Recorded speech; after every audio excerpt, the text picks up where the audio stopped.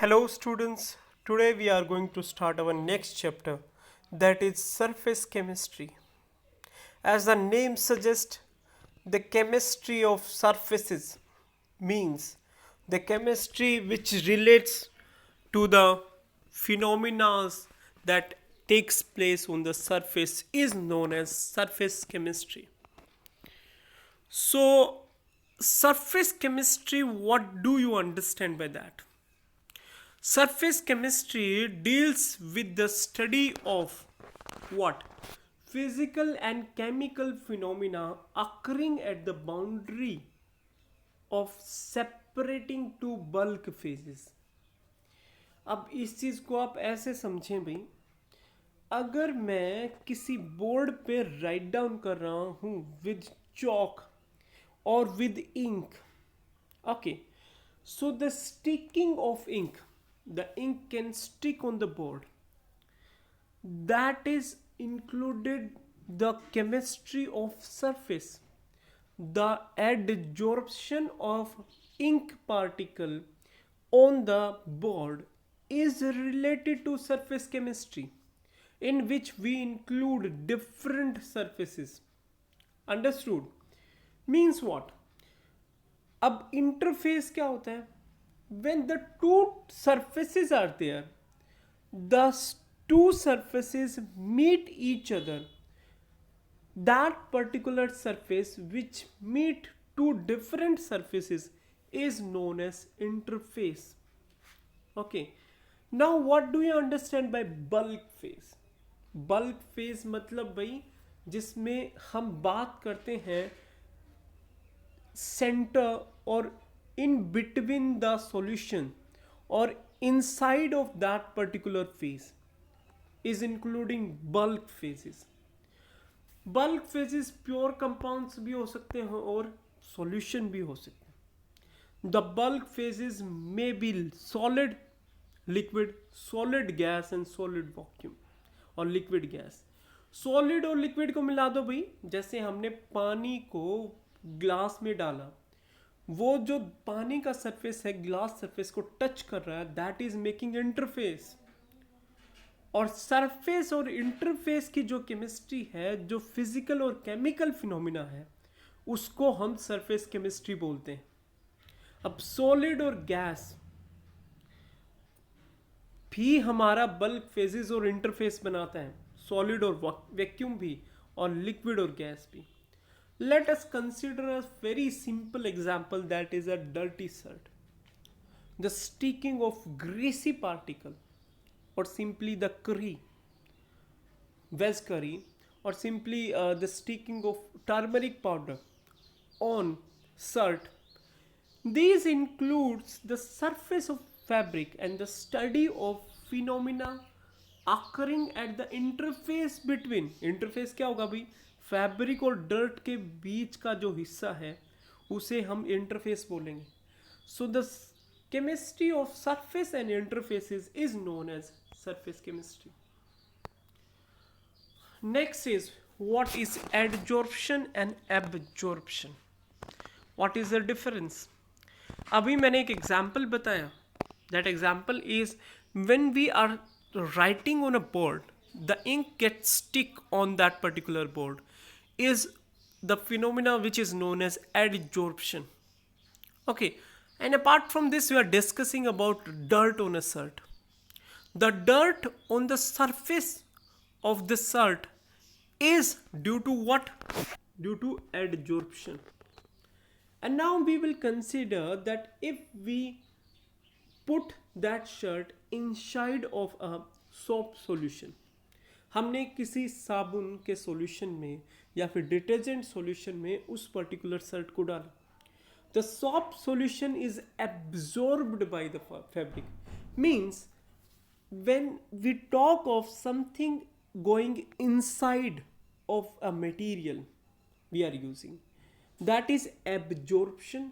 And if it is sticking and retaining, sticking and retaining मतलब वहाँ रहा, वहीं पे स्टिक होके रह गया, that is including the process of surface, not inside, only on the surface, that is known as adsorption. जैसे कि सोप सॉल्यूशन अंदर चला गया तो उसे हम एब्जॉर्प्शन बोलेंगे, लेकिन डर्ट जो ऊपर रहा वो एडजॉर्प्शन रहेगा. अब adsorption is the phenomena, you have to understand this particular definition. Adsorption is the phenomena of attracting and retaining molecules of a substance on the surface of solid or liquid. अब solid surface पे या liquid surface पे you can see the adsorption phenomena can take place. The particles can be attracted or retained on the surface. अब इससे क्या होता है कि जो सॉलिड आपने अप्लाई करा है, जैसे मैं इंक की बात करता हूँ, इंक को जैसे जो लिक्विड आपने सॉलिड सरफेस पे अप्लाई करा है दैट इज बोर्ड, उसकी वजह से एक पर्टिकुलर जगह पे जहाँ पे आपने इंक अप्लाई करी है वहाँ पे कंसंट्रेशन क्या हो जाती है, बढ़ जाती है. किसकी? मॉलिक्यूल्स की. अब एडजॉर्बेंट और एडजॉर्बेट क्या होता है? एडजॉर्बेंट भी सरफेस होता है जिस पे एडजॉर्प्शन होता है. Means what? जैसे अगर मैंने बात करी थी अभी भी बोर्ड और marker, that board is working as what? Adsorbent, because I am adsorbing the ink particle on that particular surface. Adsorbate क्या होता है? The substance which is adsorb, जो सब्सटेंस एडजॉर्ब हो रहा है. जैसे अगर मैं इंक की बात करता हूं तो the ink can stick on the surface of board is known as adsorbate. Okay, and the adsorbent is board. And you can see in case of dirt on a shirt, the dirt is adsorbate and the shirt is adsorbent. And if I am saying that the dirt staying on a table, that is also a phenomena of adsorption. That table is known as adsorbent and the dirt is known as adsorbate. Okay. Now what are the examples? ये important है भाई. आपने बहुत बार जिस time आप कोई नया item खरीदते हैं, जैसे we say of shoes, then in shoe box you find out silica gel. That silica gel can absorb water. That's why that is put in. वो सिलिका जेल जो है वो एब्जॉर्ब कर लेते हैं वाटर वेपर्स को. वाटर वेपर्स जो atmosphere में है वो अपने सरफेस से एब्जॉर्ब कर लेते हैं. तो वाटर वेपर एब्जॉर्बेट है और सिलिका जेल क्या है? एब्जॉर्बेंट है. Next is what is the difference between absorption and absorption. अब एडजॉर्प्शन क्या है भाई? सरफेस फिनोमिना है और concentration of adsorbate increase only on the surface. Adsorption मतलब हमने सरफेस पे लिखा वो चिप गया, या फिर डर्ट जो शर्ट पे है वो एक सरफेस फिनोमिना है जिससे एडजॉर्बेट की कंसंट्रेशन सिर्फ सरफेस पे बढ़ती है. ओके. और एब्जॉर्प्शन क्या है? बल्क फिनोमिना है जिसपे कंसंट्रेशन क्या रहती है? यूनिक और यूनिफॉर्म रहती है. यूनिफॉर्म मतलब भी अगर आप एक कोई भी ब्लॉटिंग पेपर लें और उसके ऊपर जो आपने भी स्याही को एब्जॉर्ब करने के लिए हम बहुत बारी एक पर्टिकुलर पेपर यूज़ करते हैं, उस पर्टिकुलर एब्जॉर्प्शन में जो पूरा का पूरा हमने एब्जॉर्ब कराया है उसकी कंसंट्रेशन यूनिफॉर्म का मतलब एक जैसी रहेगी. एक्सोथर्मिक प्रोसेस है भी एब्जॉर्प्शन, हीट रिलीज होती है. अब आप कहोगे सर हमने तो जिस टाइम आप बोर्ड पे लिखते हो उस टाइम नहीं देखा. The amount of heat release is very less when we are writing. Exothermic process होती है, हीट रिलीज होती है अभी. एब्जॉर्प्शन में एंडोथर्मिक प्रोसेस होती है, हीट एब्जॉर्ब होती है. अब एडजॉर्प्शन एक्सोथर्मिक है तो ये लो टेम्परेचर पे आसानी से हो जाएगा. इस चीज़ को हम चैप्टर नंबर 7 में पढ़ेंगे कि जिस तरफ अगर हमारे पास कोई चीज़ एक्सोथर्मिक है, पहले से ही टेम्परेचर ज़्यादा है, तो टेम्परेचर कम करने से वो चीज़ बढ़ जाएगी. जैसे एडजॉर्प्शन में एक्सोथर्मिक प्रोसेस है वो बढ़ जाएगा जिस टाइम आप टेम्परेचर को लो करोगे. एब्जॉर्प्शन पे कोई इफेक्ट नहीं पड़ता अभी किसका? टेम्परेचर का. Now, what is adsorption and absorption? Chalk stick dipped in ink adsorb the ink, but when you break the pieces it coat still remain whites. अब इस चीज़ को समझो भाई, अगर आप चाक के पीस को इंक में डाल देते हो, ओके, और उसे थोड़ी देर बाद निकाल के तोड़ के देखते हो तो अंदर नहीं जाता क्या इंक, आपका जो इंक है वो बाहर सरफेस पे ही रहता है. और इसका एग्जाम्पल क्या है एब्जॉर्प्शन का? Anhydrous calcium chlorides water vapours को क्या कर लेता है भाई? एब्जॉर्ब कर लेता है. Okay, now mechanism of adsorption, this is important. Adsorption होता कैसे है? Adsorption occurs because the particles on the surface and the particles in the bulk of adsorbent are not in the same environment. What is the reason? अब भाई जो particles surface पे है, okay, और जो पार्टिकल्स बिटवीन इन बल्क मतलब जो centre पे पार्टिकल है, उन दोनों का एनवायरनमेंट सेम नहीं रहता. क्यों नहीं रहता? That is net force acting on them is not same. जो फोर्स लग रहा है वो सेम नहीं रहता. The particles on the surface has unbalanced force which is known as residual attractive force. Surface पे सिर्फ unbalanced force लगता है भी. Due to this force, the surface particle on adsorbent attract the adsorbate particle. जिस पे adsorb होता है surface पे वो adsorbent, और जो adsorb होता है उसे हम बोलते हैं adsorbate. During adsorption, there is always a decrease in residual attractive forces. अब डिक्रीज इन अट्रैक्टिव फोर्सेस है तो एनर्जी क्या होगी? सरफेस की डिक्रीज होगी, और एनर्जी डिक्रीज हो रही है तो हीट के फॉर्म में दिखेगी. इसको हम हीट ऑफ एडजॉर्प्शन बोलते हैं. इसीलिए भैया आपने अभी देखा होगा, मैंने बताया एडजॉर्प्शन और एब्जॉर्प्शन में जो डिफरेंस है उसमें, that adsorption is an exothermic process. क्यों? क्योंकि जो सरफेस एनर्जी है वो डिक्रीज होती है. क्यों डिक्रीज होती है? क्योंकि फोर्स ऑफ अट्रैक्शंस, जो रेजिडुअल फोर्स हैं सरफेस पे, वो डिक्रीज होते हैं. अब वो जो एनर्जी डिक्रीज हो रही है वो हमें एज हीट अपीयर होती है, उसको हम हीट ऑफ एडजॉर्प्शन बोलते हैं. Now the amount of heat evolved when 1 mole of adsorbate is adsorbed on the adsorbent surface is known as enthalpy of adsorption.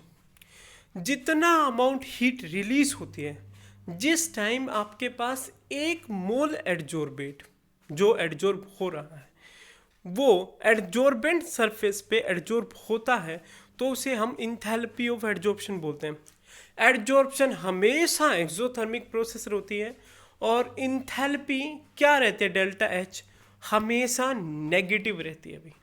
Okay, now when the adsorbate molecules are adsorbed on the surface of adsorbent, their freedom of movement restricted. Enthalpy negative होती है, exothermic process होती है, heat release होती है, और entropy decrease होती है. अब एंट्रोपी क्या होता है? आप लोगों ने थर्मोडायनेमिक्स में क्लास 11th में पढ़ा होगा. एंट्रोपी होता है रैंडमनेस ऑफ द पार्टिकल्स. अब एक एडजोर्बेट आके जो सरफेस मॉलिक्यूल्स हैं उनके ऊपर डिपॉजिट हो जाता है, तो वो उनकी जो फ्रीडम थी और जो मूवमेंट थी जिसकी वजह से वो रैंडमनेस शो कर रहे थे, वो मूव कर रहे थे, उसको क्या कर देता है? रिस्ट्रिक्ट कर देता है, उसको मूव नहीं करने देता. इसकी वजह से एंट्रोपी क्या हो जाती है अभी? डिक्रीज हो जाती है. और गिव्स फ्री एनर्जी हमें पता है that delta G is equal to delta H minus T delta S. अब एडजॉर्प्शन ये भी हमने थर्मोडायनेमिक्स में पढ़ा है. अगर कोई प्रोसेस स्पॉन्टेनियस करानी है तो भी डेल्टा जी क्या होना चाहिए? नेगेटिव होना चाहिए. अब एडजॉर्प्शन के स्पॉन्टेनियस होने के लिए भी सेम ही चीज़ रहेगी. अब ये किस टाइम हो सकता है? डेल्टा एच नेगेटिव रहे, डेल्टा एच नेगेटिव रहेगा और टी डेल्टा एस क्या रहे? पॉजिटिव रहे, तब आपके पास डेल्टा जी नेगेटिव हो सकता है. प्रोसेस क्या हो सकती है? स्पॉन्टेनियस हो सकती है. अब भाई जैसे जैसे एड्जॉर्प्शन बढ़ता है, प्रोसेस होती जाती है, डेल्टा एच जो है, इंथैल्पी रिलीज जो है वो कम होता जाता है। कब तक, जिस टाइम तक आपके पास टी डेल्टा एस के इक्वल न हो जाए। अब डेल्टा एच और टी डेल्टा एस इक्वल हो गए तो इसका मतलब डेल्टा जी क्या हो जाएगा, जीरो। तो इस टाइम पे क्या अटेन हो जाता है, इक्विलिब्रियम आ जाता है। अभी after some time of adsorption आप उस एड्जॉर्बेंट पे और ज़्यादा एड्जॉर्ब नहीं करा पाते। क्यों? The reason is equilibrium is attend. Now how equilibrium is attend, जैसे जैसे प्रोसेस बढ़ती है डेल्टा एच लेस और लेस नेगेटिव, इंथैल्पी रिलीज कम होती जाती है। ओके और वो टी डेल्टा एस के इक्वल हो जाती है, उसकी वजह से डेल्टा जी जीरो हो जाता है। अब delta G less than zero तो spontaneous, greater than zero non spontaneous, but equal to zero is equilibrium process. अब भाई आप इस चीज़ को, जो मैकेनिज्म ऑफ एड्जॉर्प्शन है, इसको ऐसे समझो that if we have a glass of water, अगर हमारे पास एक ग्लास ऑफ वाटर है यहाँ पे ऐसे करके, और ये ग्लास में वाटर मॉलिक्यूल्स है। अब जो ये सेंटर वाला मॉलिक्यूल्स है इसके ऊपर चारों तरफ से फोर्स लग रहा है, लेकिन जो यहाँ पे मॉलिक्यूल्स है इस पे सिर्फ और सिर्फ जो सेंटर वाले और नीचे वाले मॉलिक्यूल्स हैं वही फोर्स लगा रहे हैं, लेकिन ऊपर तो इसके कोई फोर्स नहीं है। अब अगर ये मॉलिक्यूल सेंटर में है तो यहाँ पे ऊपर भी नीचे भी हर जगह फोर्स लग रहा है, लेकिन जो सरफेस पे मॉलिक्यूल्स है उस पर अनइवन फोर्सेस लग रहे हैं, जिसको हम रेजिडुअल फोर्सेस बोलते हैं। ओके उसी की वजह से एड्जॉर्प्शन प्रोसेस होती है। Okay great. Next, we will discuss about what are the factors on which adsorption depends. Nature and surface area of adsorbent. This is important. अब जो factors adsorption of gases को solid पे, हम भाई gases को solid पे adsorb करा सकते हैं। निकल ओवर पैलेडियम और H2 ओवर निकल हम बहुत बारी यूज़ करते हैं।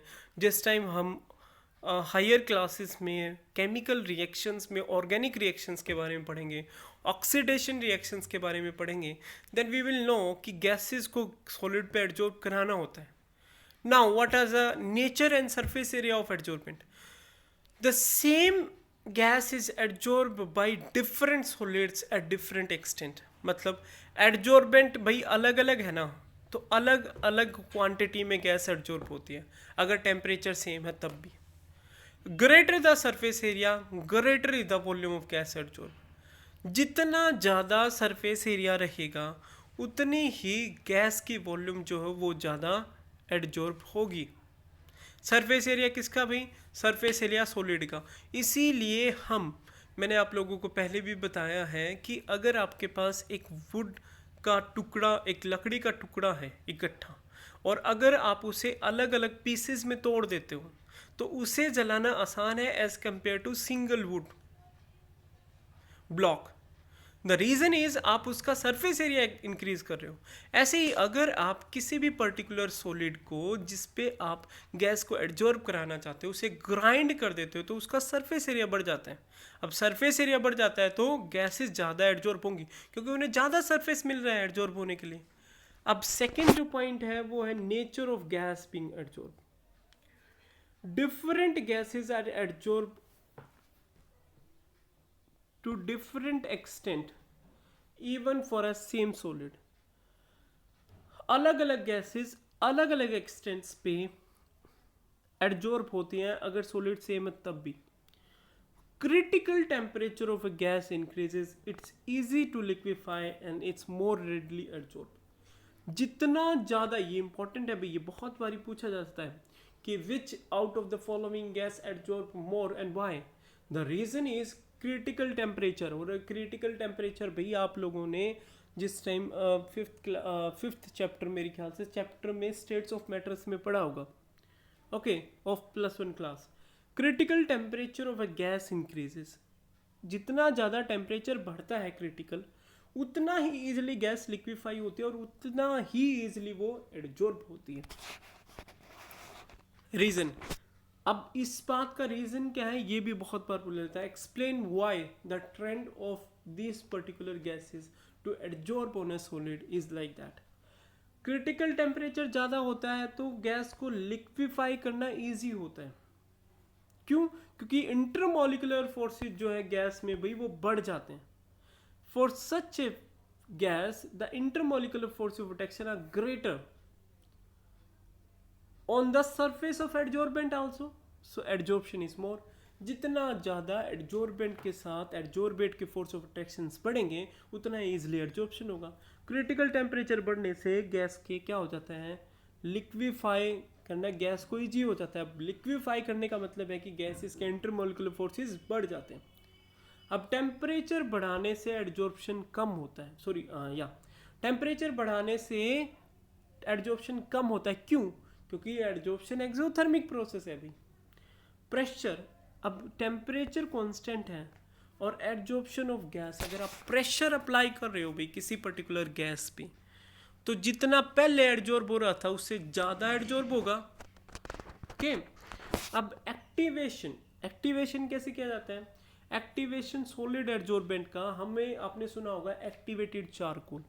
हम क्या करते हैं, उस चारकोल को उसको या तो ग्राइंड कर देते हैं या फिर किसी मटेरियल से मिक्स करके हम उसकी एब्जॉर्बिंग पावर, एडजॉर्बिंग पावर बढ़ा देते हैं। तो जैसे जैसे हम एक्टिवेट करेंगे सॉलिड एडजॉर्बेंट को उतना ही इजीली एडजॉर्प्शन पॉसिबल रहेगा। Okay, now how we can done the activation, making the surface of adsorbent rough. ये इंपॉर्टेंट है। अगर स्मूथ सरफेस रहेगा तो एडजॉर्प्शन नहीं हो सकता, क्योंकि स्मूथ सरफेस पे फोर्स ऑफ अट्रैक्शन कम रहेंगे। तो अगर आप सरफेस को रब कर देते हो और सरफेस को रफ कर देते हो तो पार्टिकल्स का डिपोजिशन ईजी हो जाता है। अब मैंने बताया था कि by dividing the adsorbent particles, अब अगर आप क्या करते हो कि पार्टिकल्स को अलग अलग हिस्सों में तोड़ देते हो, एक बड़े पार्टिकल को छोटे छोटे 100 हिस्सों में तोड़ देते हो, तो आप फाइन पार्टिकल्स को सरफेस एरिया बढ़ा रहे हो और उन्हें एक्टिवेट कर रहे हो, तो उन्हें ईजी वे में एडजॉर्ब किया जा सकता है। अंडरस्टूड? नाउ एक चीज़ ये भी है कि अगर पहले से एडजॉर्ब गैस है तो उसे हम रिमूव कर सकते हैं, तब भी हम एक्टिवेट कर सकते हैं किसको, सॉलिड को। For what? For adsorption of particles. Next we will discuss about physiosorption and chemiosorption. These things we will discuss about in our next lecture.